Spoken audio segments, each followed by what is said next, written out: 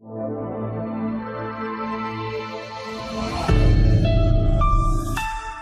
हैं बच्चों आप सभी? अच्छे हैं? तो तैयार हैं आप लोग आज एक नया पाठ पढ़ने के लिए विज्ञान की कक्षा में, आपकी कक्षा 3 की पाठ्य पुस्तक विज्ञान की दुनिया से। तो आज हम पढ़ेंगे पाठ 8, पर्यावरण की स्वच्छता। किस प्रकार पर्यावरण को स्वच्छ रखना चाहिए। परिचय, साफ सफाई का ध्यान। साफ सफाई का ध्यान। साफ सफाई का ध्यान किस प्रकार रखना चाहिए, अपने पर्यावरण को कैसे स्वच्छ रखना चाहिए, आइए पढ़ते हैं। मानव के जीवन काल में 3 मूलभूत आवश्यकताएं होती हैं, रोटी, कपड़ा और आवास, जिसे मकान भी कहा जाता है। मकान मनुष्यों को धूप, सर्दी, गर्मी तथा बरसात से बचाता है। इसलिए मकान हवादार तथा हमारी आवश्यकताओं को पूर्ण करने वाला एवं साफ सुथरा होना चाहिए। स्वच्छता में रहना सबको अच्छा लगता है, इसलिए अपने आस पड़ोस को साफ रखना हमारा कर्तव्य है। अब देखिए, जीवन की मूलभूत आवश्यकताएं क्या हैं? रोटी, कपड़ा और मकान। अब मकान क्या करता है? हम लोगों को किससे बचाता है? धूप से, सर्दी से, गर्मी से और बरसात से बचाता है। तो अब मकान कैसा होना चाहिए? मकान एक तो हवादार होना चाहिए, स्वच्छ भी होना चाहिए, पूर्णतः हवादार होना चाहिए और सभी आवश्यकताएं जिससे हमारी पूरी हो उस तरह का मकान होना चाहिए।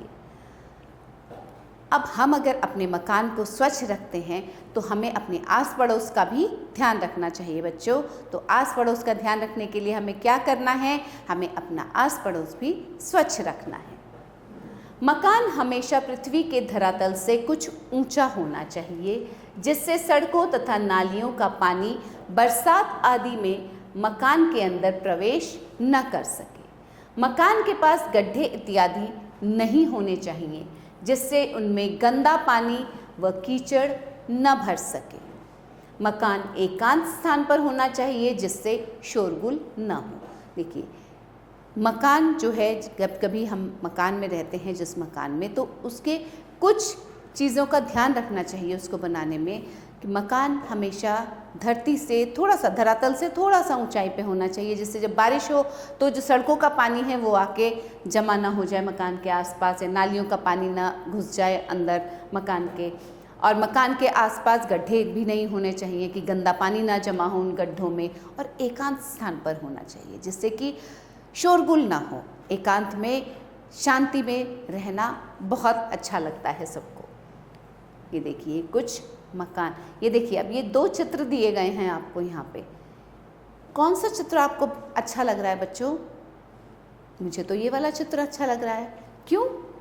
क्योंकि ये जो मकान है, देखिए कितना स्वच्छ है, साफ सुथरा है। इसके आसपास कहीं कोई गंदगी नहीं है, हरियाली है मकान के आसपास, सुंदर तरीके से बनाया हुआ है मकान। और ये मकान देखिए, इसमें क्या है? आपको चारों तरफ गंदगी नज़र आ रही होगी। तो क्या ये मकान रहने लायक है? नहीं। अगर आसपास गंदगी फैली होगी तो बीमारियां भी फैलेंगी। चलिए देखिए, अब यहाँ वही बताया गया है आपको चित्रों के बारे में। उपयुक्त चित्र में 2 मकान दर्शाए गए हैं, एक गंदा और एक साफ। एक मकान के आसपास गंदगी, पानी का गड्ढा, कूड़े का ढेर आदि, जिस पर मक्खी मच्छर भिन भिन कर रहे हैं। मक्खियाँ गंदे स्थानों पर बैठती हैं तथा बीमारी के जीवाणु उन पर चिपक जाते हैं, जिससे ये मक्खियाँ खाने के सामान पर बैठकर उन पर बीमारी के जीवाणु छोड़ देती हैं, जिससे भोजन दूषित हो जाता है। ऐसा गंदा भोजन करने से बीमारी के जीवाणु हमारे शरीर में पहुंचकर हमारे शरीर को बीमार करते हैं। इनसे हैजा, डायरिया, पीलिया, खसरा आदि बीमारियां हो जाती हैं। जैसा कि मैंने अभी आपको समझाया वो चित्रों को देखकर कि अगर गंदगी होगी हमारे मकान, हमारे घर के आसपास, तो बीमारियां फैलेंगी, मक्खी मच्छर इकट्ठा होंगे। और मक्खियां तो आपको पता है क्या करती हैं, गंदगी पे बैठती हैं, उसके बाद जब उठकर वो घरों के अंदर आती हैं तो वही गंदगी वो हमारे भोजन, अगर भोजन के ऊपर बैठती हैं तो वो भोजन में वही गंदगी छोड़ देती हैं, जिससे वो भोजन दूषित हो जाता है। इन बीमारियों से बचने के लिए घर के आसपास का वातावरण स्वच्छ होना चाहिए। मकानों से निकलने वाली नालियां ढकी हुई होनी चाहिए। घर के आसपास गड्ढों में पानी इकट्ठा नहीं होना चाहिए। खुली नालियां तथा गड्ढों में मादा मच्छर अंडे दे देती हैं, जिससे मच्छर हो जाते हैं। इनके काटने से मलेरिया तथा डेंगू बुखार हो जाता है। इसलिए हमारे शरीर को निरोगी रखने के लिए आसपास की सफाई होनी आवश्यक है। तो देखिए, वही कहा गया है यहाँ भी कि बीमारियों से अगर बचना है तो घर के आसपास साफ सफाई रखनी चाहिए, नालियाँ ढकी हुई होनी चाहिए, क्योंकि नालियों में जो पानी जमा होता है बच्चों, उसी में मादा मच्छर अपने अंडे देती है और मच्छर उत्पन्न हो जाते हैं, जिनके काटने से हमें मलेरिया व डेंगू हो जाता है। तो अगर हमें निरोगी रहना है, अपना शरीर निरोगी रखना है, तो घर के आसपास सफाई रखनी पड़ेगी। आओ करके सीखें। घर की साफ सफाई करने में किन किन वस्तुओं की आवश्यकता पड़ती है? किन्हीं 5 वस्तुओं के नाम लिखिए। अब देखिए, घर की जब साफ सफाई करते हैं, अगर आप करते हैं या आपकी माता जब करती हैं, तो वो क्या क्या इस्तेमाल करती हैं? आप सभी ने देखा होगा, झाड़ू, पोछा, झाड़ू पोछा और क्या? फिनाइल डालते हैं, पानी में फिनाइल डाल के उसका पोछा लगाया जाता है। झाड़ू, पोछा, फिनाइल, फिर बर्तन धोने का साबुन, बर्तन धोने का साबुन और क्या? डिटर्जेंट।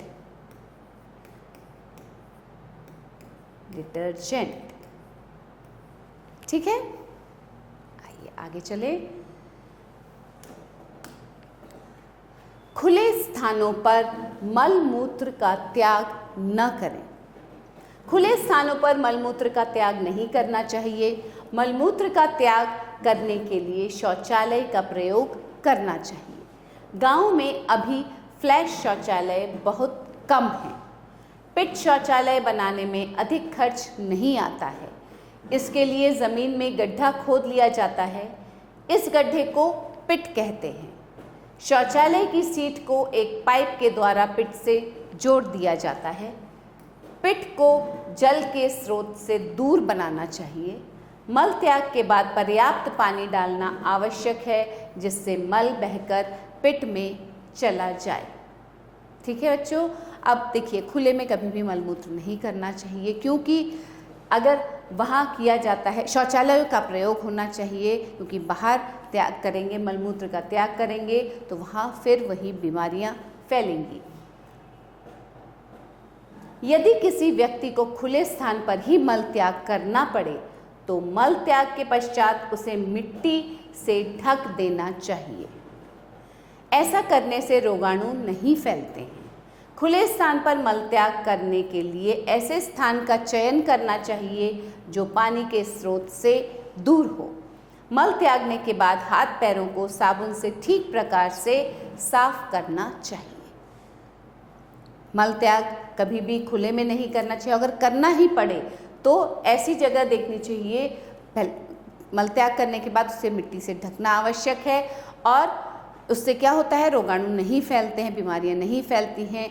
और खुले स्थान पर मल त्याग अगर कर रहे हैं तो पानी के स्रोत से वो दूर होना चाहिए। ऐसे स्थान का चयन करना चाहिए और फिर हाथ पैरों को साबुन से ज़रूर धोना चाहिए। पानी के निकास की उचित व्यवस्था।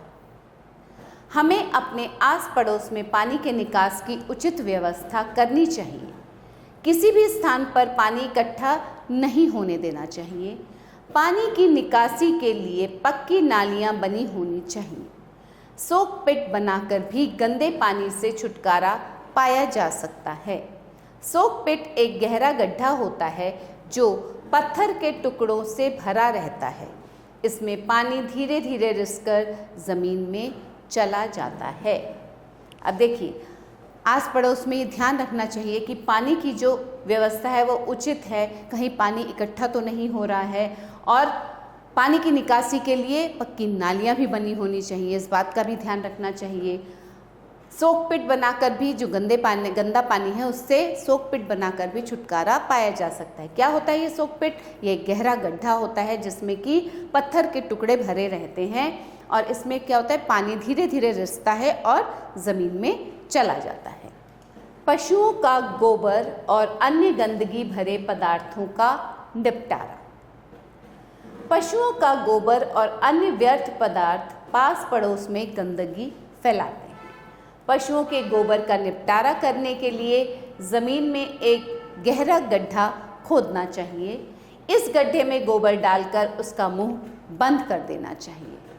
ऐसा करने से बदबू और गंदगी नहीं फैलती और कुछ महीनों में अच्छी खाद तैयार हो जाती है। इस गड्ढे को कंपोस्ट गड्ढा कहा जाता है। कूड़ा करकट डालने के लिए कूड़ेदान का प्रयोग करना चाहिए। कूड़ेदान को भी ढक कर रखना चाहिए। अब देखिए बच्चों, जो पशुओं का गोबर होता है और इधर उधर फैला पड़ा रहता है, वो उससे व्यर्थ गंदगी फैलती है। तो इसके लिए क्या करना चाहिए? गहरा ज़मीन में गड्ढा खोदना चाहिए और जो भी पशुओं का गोबर है उसको उसमें डाल देना चाहिए। डालकर उसका मुंह बंद कर देना चाहिए। तो क्या होगा? बदबू नहीं फैलेगी। जब उसका मुंह ढक देंगे तो बदबू नहीं फैलेगी, गंदगी नहीं फैलेगी, और कुछ महीनों के बाद वो एक अच्छी खाद में परिवर्तित हो जाएगा। इसे कहते हैं कंपोस्ट गड्ढा। और कूड़ेदान का प्रयोग करना चाहिए। कूड़ा करकट फेंकने के लिए कूड़ादान भी ढक कर रखना चाहिए। अब पढ़ते हैं हम जानवरों के रहने के स्थान के बारे में। जानवरों के रहने के स्थान की उचित व्यवस्था होनी चाहिए। इन स्थानों को समय समय पर धोते रहना चाहिए। पशुओं को भी आवश्यकता अनुसार नहलाते रहना चाहिए। देखिए, जानवरों को भी खुला इधर उधर नहीं छोड़ना चाहिए। उनके रहने की एक उचित व्यवस्था करनी चाहिए और उनको नहलाकर उन्हें भी साफ सुथरा रखना चाहिए। खुले स्थान पर न थूकें। सड़क पर या खुले स्थान पर कभी नहीं थूकना चाहिए। ऐसा करने से गंदगी फैलती है। थूक पर मक्खियाँ आकर बैठती हैं और आस पड़ोस को गंदा करती हैं। तो बच्चों, आइए आपको बातें समझ में। इन सब चीज़ों का हम सभी को अच्छे से ध्यान रखना चाहिए, तभी हम आसपास का वातावरण, अपने पर्यावरण को स्वच्छ रख पाएंगे। स्मरणीय तथ्य: अपने आस पड़ोस को हमेशा साफ सुथरा रखना चाहिए। खुले स्थानों पर मलमूत्र का त्याग नहीं करना चाहिए। मलमूत्र का त्याग करने के लिए शौचालय का प्रयोग करना चाहिए। यदि खुले स्थान पर मलमूत्र त्याग करना पड़े तो उसे मिट्टी से ढक देना चाहिए। हमें गंदे पानी के निकास की उचित व्यवस्था करनी चाहिए। कूड़ा करकट डालने के लिए कूड़ेदान का प्रयोग करना चाहिए। खुले स्थान पर थूकना नहीं चाहिए। तो अब देखते हैं कि आपने क्या सीखा इस पाठ से। सही विकल्प पर सही लगाइए, सही का निशान लगाइए। मानव के जीवन काल में कितनी मूलभूत आवश्यकताएं होती हैं? 1, 2, 3। 3 मूलभूत आवश्यकताएं हैं: रोटी, कपड़ा और मकान। मकान के पास नहीं होने चाहिए पेड़ पौधे, गड्ढे, मकान। मकान के पास गड्ढे नहीं होने चाहिए। हाँ या नहीं में उत्तर दीजिए। मकान हवादार होना चाहिए। हाँ। कूड़ेदान को ढककर रखना चाहिए। हाँ। मकान एकांत स्थान पर होना चाहिए। जी हाँ, जिस शोरगुल से दूर होना चाहिए। जानवरों को कभी नहीं नहलाना चाहिए। नहीं, ये गलत है। जानवरों को भी नहलाकर स्वच्छ रखना चाहिए। कंपोस्ट घरों के आसपास बनाने चाहिए। नहीं, कंपोस्ट घरों के आसपास नहीं होने चाहिए। पानी की निकासी के लिए कच्ची नालियाँ बनी होनी चाहिए। नहीं, पक्की नालियाँ होनी चाहिए। ठीक है, आगे चलें। रिक्त स्थानों की पूर्ति कीजिए। और मकान में रहना सबको अच्छा लगता है। कैसे मकान में रहना अच्छा लगता है? स्वच्छ और हवादार मकान में रहना सबको अच्छा लगता है। ठीक है बच्चों, मलमूत्र का त्याग करने के लिए प्रयोग करना चाहिए। किसका प्रयोग करना चाहिए? शौचालय का। शौचालय का प्रयोग करना चाहिए। मकान हमेशा के धरातल से कुछ ऊंचा होना चाहिए। मकान हमेशा पृथ्वी के धरातल से कुछ ऊंचा होना चाहिए। रुके हुए पानी में पलते हैं। क्या पलते हैं? मच्छर। मच्छर रुके हुए पानी में पलते हैं।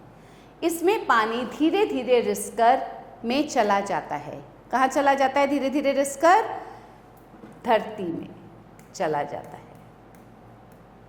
जीवाणुओं को हमारे खाद्य पदार्थ में छोड़ देती हैं। कौन जीवाणुओं को छोड़ देती हैं हमारे खाद्य पदार्थ में? मक्खियाँ। मक्खियाँ जीवाणुओं को हमारे खाद्य पदार्थ में छोड़ देती हैं।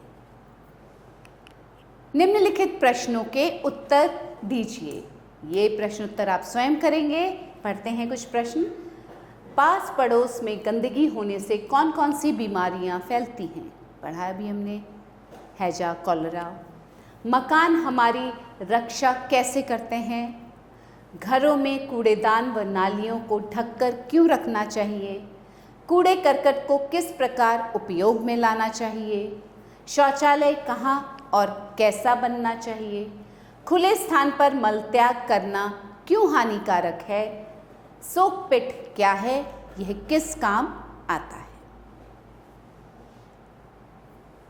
तो बच्चों, एक बार फिर से इस पाठ को पढ़िए, अच्छे से समझिए और इन प्रश्नों के उत्तर दीजिए। मिलेंगे फिर से एक बार एक नए पाठ के साथ, कुछ नया पढ़ेंगे। तब तक के लिए आभार।